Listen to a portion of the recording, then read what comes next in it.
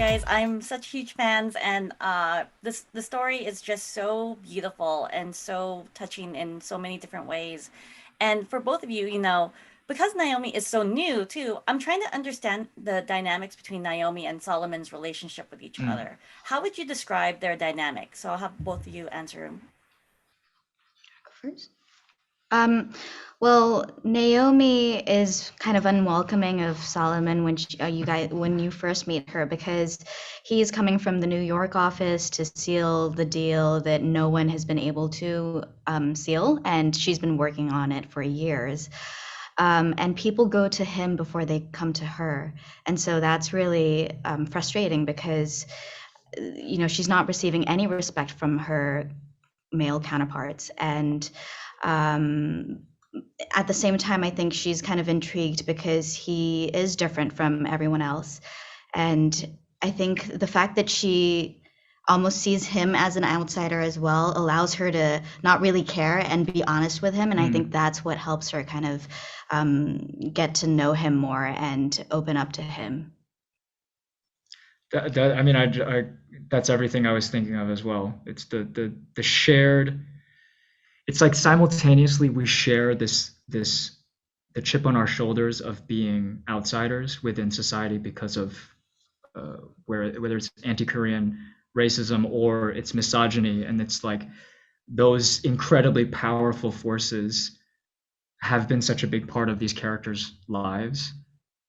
And so there's similarity in that, which is how maybe we connect, or also because Solomon comes from America, like you were saying. So there's a difference in ability to communicate, perhaps, or say things that maybe we wouldn't, or these characters wouldn't to other Japanese coworkers or something like that. And at the same time, there's this incredible conflict between the two because of their desires and wants, but also the same things I just pointed to that connect them are also the same forces that put them at loggerheads. No, of course. And Anna, with this television series adaptation, Naomi is a new character in the series and she draws from multiple characters merged into one. Did you find any inspiration in the book for the multiple characters, or did you discuss it with Sue to provide something new for Naomi? I discussed with Sue, and I knew how much love she had for Naomi because and I'm so thankful to her because she wanted to tell that side of the story as well. And I took a lot of inspiration from my mom, who is from the same generation, and she went through very similar things that Naomi does. She, had to go to the office early and kind of clean up the desks and, sometimes serve tea because that's what women were expected to do.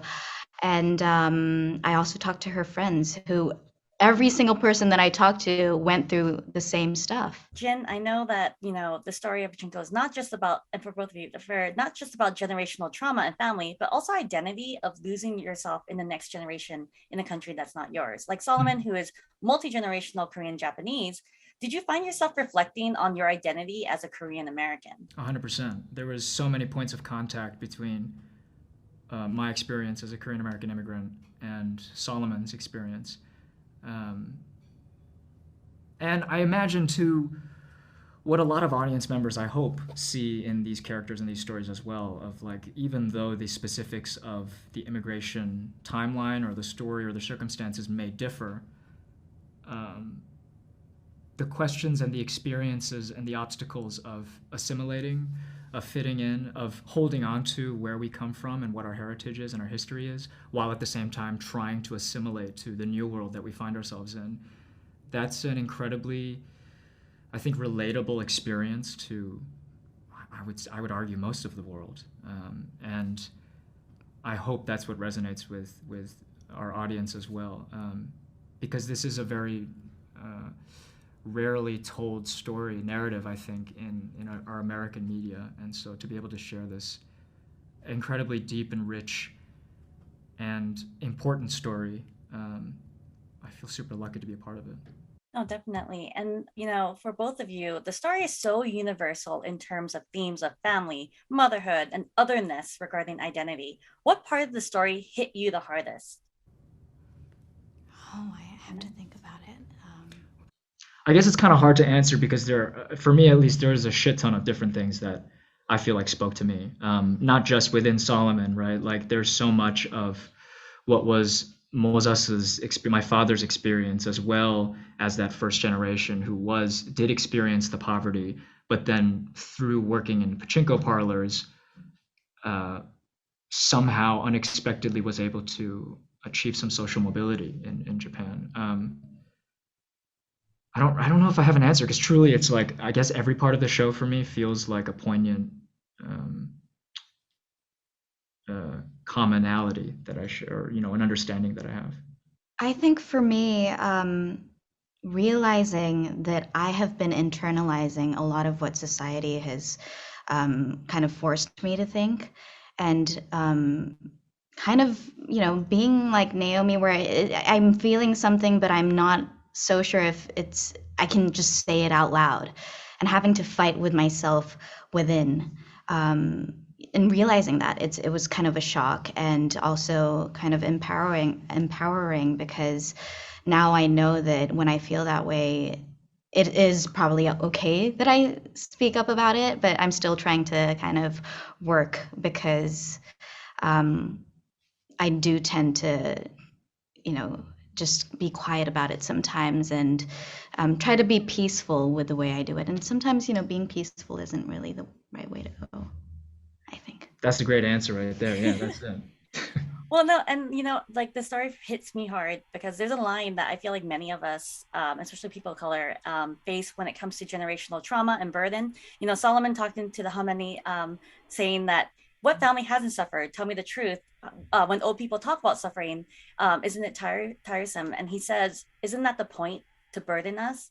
And that felt like a punch to me. Like when I heard that, like I felt like I was like, oh my God, that was Yeah, and truly. Solomon represents the successful part of the family of trying to achieve and the pressures of it. And, us being like, we have generational burden each time. Do you feel like that will eventually change where the burden decreases? Or do you feel like that's just something that is innate in us? Because the story is generational and Solomon finally made it, but it's like, it's still affecting us and now our future generations as well. Wow, I love your question. That is so um, incredibly uh, existential. Um, hurt people hurt people. You know what I'm saying? We know that adage. Generational trauma is a real thing. There are studies now that have proven there are biochemical results and consequences from generational trauma, from emotional, psychological stress that are the people before have experienced. Literally, we carry through in our bodies and our health. To that end, I think there's a way that we can do the work within ourselves with each generation to try to acknowledge, understand, identify, and ultimately deconstruct the points of trauma that we've experienced in our own lives, which are reflections of what our parents experienced, which is a reflection of what their parents experienced, and so on. I choose to believe that we are able to break that chain, but it requires a lot of work and a lot of introspection and honesty and vulnerability, um, which I think we see that happening a little bit in the show and the story. Obviously, I mean the book continues on beyond this first season, but I think that's the question of the show, right? It's like, how much have we changed? How much have we gotten away from it? With Mozasu, it's like, I have money now. I have wealth. I've bought this house. I'm a homeowner in Japan. I'm paying for my children, like my kids' expensive education in America, et cetera. For Solomon, it's, I literally got away. I'm in America now. I'm successful here. I fit in, or so he tells himself. And yet, everything floods back when he comes back to Japan. When that box is opened, when the cat is out of the bag, I think we see the characters reckoning with the skeletons in the closet that they thought perhaps had been sealed away. But until we do the difficult work and have the uncomfortable conversations with ourselves and with people in our lives, I don't think we'll be able to quite fully detach ourselves from the hurt that a lot of our families' histories come from. Beautiful answer. But Thank you both so much. I'm so Oh, excited great. for Yeah. everyone to see. I know it's like time to go, but I just love chatting with you guys Thank so you. much. And I can't wait for everyone to see the series. It's beautiful, it's heartfelt, and it's touching in all aspects. So thank you so much for your time. Thank you Thank so It's an you. much. incredible story of love, family, and sacrifice, you know, and Sunja goes through so many trials and tribulations, from trauma of seeing her father's death to your role, falling in love, betrayal, getting married, and motherhood, and moving to a foreign land. It's a lot. How did you mentally prepare yourself for the role of emotions that Sunja goes through? Um, well, yes, they had a lot of emotional moments. Sanja was suffering, but I tried to be present and try to focus on that moments. And I was not trying to, anticipate whole like these actions or like situations that I have to confront in the future. So yeah, I just try to be herself, Sanja herself every time. You know, this is your first major role, and it's an international role too. You know, what drew you to the story of Pachinko? And did you learn anything new about the history during the occupation as well? Because it's many generations since, you know, our ancestors dealt with that. Mhm. So what drew you to this story, and what drew you to, did you learn anything? As soon as I read the novel, I was so amazed by the stories itself, of course, and how Sonja um, deal with her whole life. But she's not only like just strong person; she has a very vulnerable moments, and she kind of fell to um, with her like breaking down news, and she's not just only the strong woman, but also she has so many reason to herself, just naturally born. So I was so I felt so attached to her while I was reading the novel. And while I was reading the novel, I was keep reminding of my grandmother. So yeah, that draws me a lot. And while I was reading the novel, of course I didn't know these historical events because I learned this in my school time, but I got to know much about like people, immigrants of people to Japan and how they suffer and how they felt. I learned so many things about that too. Also, because this is your first major role, I can't help but feel envious of Sunja to be loved and romanced by two beautiful men. Hansu, played by Minho Lee, and Isaac, played by Steve San No. And, you know, how was working with these two actors and the characters' ever-changing relationships with Sunja? Well, we had a lot of conversation about our characters and the scenes that we are confronting. So every time we were on the set, I felt very comfortable and well prepared. So working with those two men were really fun and amazing and also very comfortable. Yes. Well, I mean, it's your first major role, so it's amazing that you got to stare into these beautiful, like Minho Lee and also Steve No, and it's just, I think it's beautiful that your characters have a beautiful relationship with them. When you guys discuss the relationship between like with Minho and also with Steve, did you discuss the regarding the development, the eventual growth, or just at that moment? Yeah, I think we were more focused on that moment, and we were trying to picture our, in novel or in the series, it's natural for just contain in a short minutes of our love. So we were trying to portray and perform like we were trying to show our lengths of our love and how deep is the love is it we are having both with Steve and Minho. Yeah, so yeah, that was what we were discussing. The cast and the creative team are international. You know, how was it for you to not only have your first major feature series tell a Korean story, but also be reflective of the Western style? Well, I kind of expected that because, like, even though it's about Korean Asian stories, this novel itself is written by English, right? So, but it was natural to, have a little bit of point of views in the Western ways, but I think it's perfectly covered in Asian ways too, because they have a lot of cultural things and language-wise or like wardrobe and everything was so combined. I think we had a very great balance. What I love about Sunja is that, she does go through so much. Was there any moments for you, as Minha, that connected your performance with Sunja? Like, was there a moment like there's a rice scene, there's the, her finding out the betrayal of Hanzu, or finding love in Isaac. Was there any moments for you that really hit close to home for you?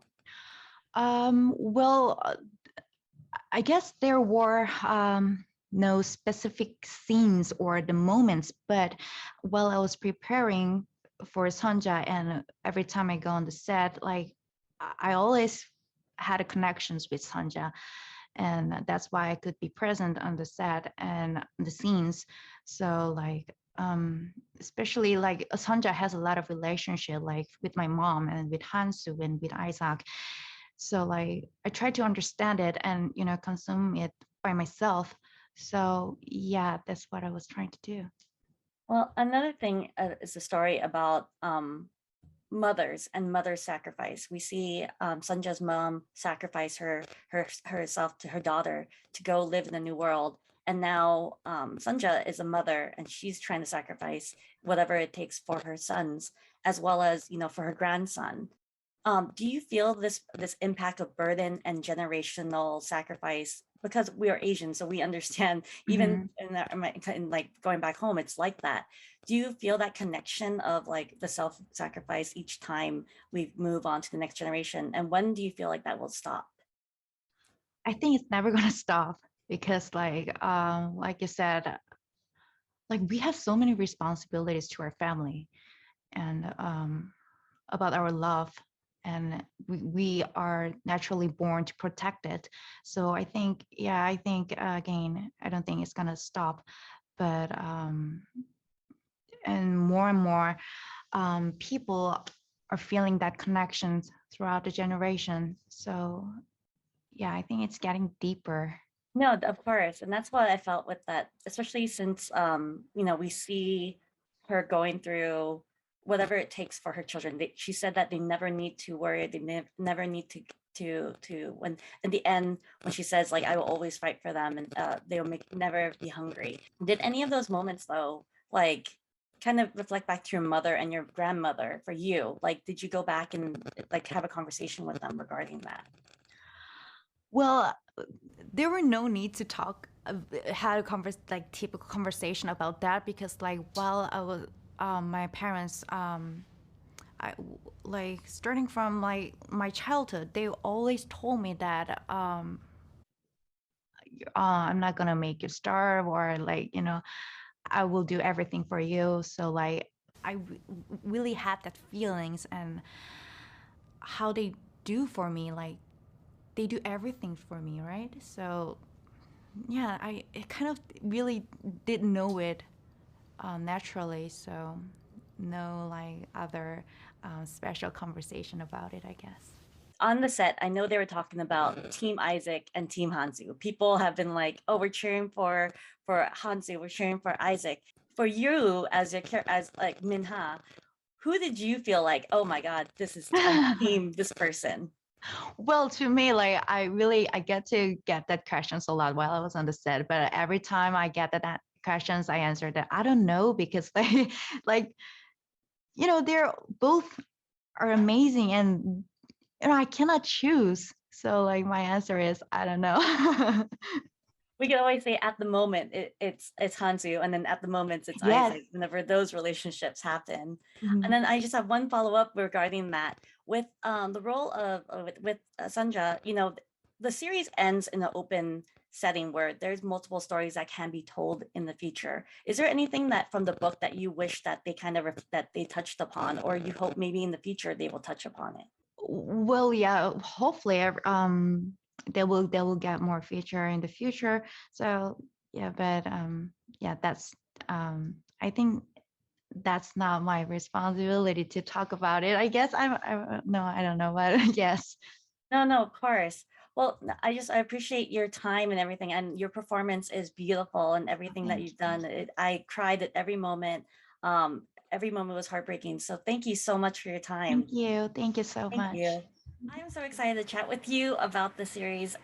There's always pressure when adapting a beloved book. It's hard to translate 500 pages into 8 episodes. So, how did you decide which stories of which characters fit best with this first season of the series of Pachinko? Yeah. I mean, I knew the ending of the first season was going to be Sunja at the market selling kimchi, right? I don't think you can do a better ending to a season. And so once you knew that, you sort of worked backwards. And I knew that the first episode I wanted to build out a little bit more of her childhood, and spend more time with her and her family, with her, her father especially. And so it just naturally happened that once you knew where the beginning and the end was, the middle sort of comes together, especially once you knew one of the episodes was going to be a departure episode in 107. No, and I do love. I'm obsessed with the opening sequence of the series. I I'm love it. like I am obsessed. I was dancing. I was cheerful, and it has all the characters, all the cast members. What made you decide to have this sequence? Like, what does it represent? So I wrote it into the script, and the reason why it's really important to have this sequence is because I really want to say in this show that no matter what our characters go through, the big rise, the big falls, the tears, that we really can't forget there's laughter and joy as well. And the mandate for that title sequence, the word that I said was, the word that we needed to nail was exuberance. Our characters have to be exuberant. Well, no, and it was perfect. And also, I do want to talk about a new character that bring into the series that's apart from the book. Naomi is a new character, Yeah. and yet she seems to represent a few of the characters from the book. How did you decide to adapt this new character, and who does she represent, or does she represent her own person? Yeah, I don't remember adapting her from the book. In so many of the memoirs and research I did in 1980s Tokyo, the part I was really fascinated was women's rise in Tokyo, the workforce. And I think that's something, it's like, wait a minute, this is a story of Sunja, but this is also a story of women, right? A kaleidoscope of women's experiences. And I really wanted someone in the 1989 storyline to represent a different facade of that story. Oh no, she fits perfectly. And the series does hit home to so many different themes, and it hits homes to any immigrants anywhere and our generation of our people in the next country and how Yeah. we deal with identity. And I really love that because we lose ourselves as we grow into the country that we're moved to. When adapting this and working on this, did you find yourself reflecting on you as a own Korean American? Oh, of course. And not just me. I felt I spent so much, this opened up, you know, my parents, right? My grandparents, and trying to think about what they went through. And all of a sudden, the past doesn't feel like the past anymore, right? It's still with us, it's still hanging over us, sometimes as a gift and sometimes as a haunting. Yeah, all of that very much was in this show. I felt so connected. And there's a line that I feel like many Asians and people of color face that you had in the series that really punched me in the face when I heard it. And it was Solomon telling the elderly Hamani, she said, what family, what hasn't suffered? Tell me the truth. When old people talk about suffering, isn't it tiresome? And he says, isn't that the point, to birthing us? And after that line, I just felt like I was punched in the, I was like, oh, that really hit me. And when I Yeah. heard that, it's just hit me hard. Were there any moments like this that hit you hard like that? There's so many. When I think of Youngjin's goodbye scene to Sunja in that train station, when we were writing that scene, I just was sobbing. I couldn't stop sobbing as I was writing it. And then seeing that scene, especially in the edit room, seeing all the different permutations, I think about my children. Like, what would it be like to say goodbye to my daughter, right? And just how impossible that must have felt. And because of the story, it's like it talks about generational burden, generational trauma, and it Yeah. goes along with the family. And we lose ourselves as we grow into a country like, for example, America. And as we have children, it goes on and goes on. Do you Yeah. feel like the generational burden will eventually fade away, or do you feel like we have that? It's innate in us as Asians, as Asian American, Korean Americans, to continue that trend. I think you can never erase it, right? Like, it's within our DNA. It's within our bones. It's within every, fiber. We are in our central nervous system goes back to our ancestors. Now, I believe in a diverse world. I believe in a world where people should be able to form whatever community they want. But at the same time, that doesn't have to come at the cost of forgetting what happened. No, that's a great answer. And there's I was speaking with them about like the otherness of the series. I really love that you touched on how feeling like an outsider in your own country. And Jin, no matter how not Jin, Solomon, no matter how fancy he looks, his education, he will always be seen as an outsider. Do you feel like that's still reflective of how we are as Asian Americans in the US and also still in Korea and Japan? I think, I can only speak for myself, and I never want to generalize. I think the cost of code shifting, right? Compartmentalizing your life. I think that is something that is very unique to people who are immigrants, who are outsiders coming in to the experience of the diaspora. And when you think of someone like Solomon, and you wonder, is his confidence innate or is it an armor, right? How much of that is real? How much does he truly believe he is one of them? And I think those are the themes and questions we really want to explore in the show. I think for all the world over, to lose your home, to lose your motherland is always going to be a grieving. Well, thank you so much. Your answers are so beautiful and so touching. And this series is so touching as well. So I just felt in all ends, it touched every part of me as not Asian American, but just as a human too. So Oh, thank you so much. So thank you so much for the series. I can't wait for everyone to see it. Thank you. Thank you. The activists, directors, comments and the lectures, fanboys, professional artists and professors. Maybe a nerd who's just like you, talking about the things that you like too. So I invite you to the NOC. In full color, you see me. The hard knock life, comics, movies and TV. Yeah, pop culture with a different perspective. Watch it on your screen, hit play, so check this.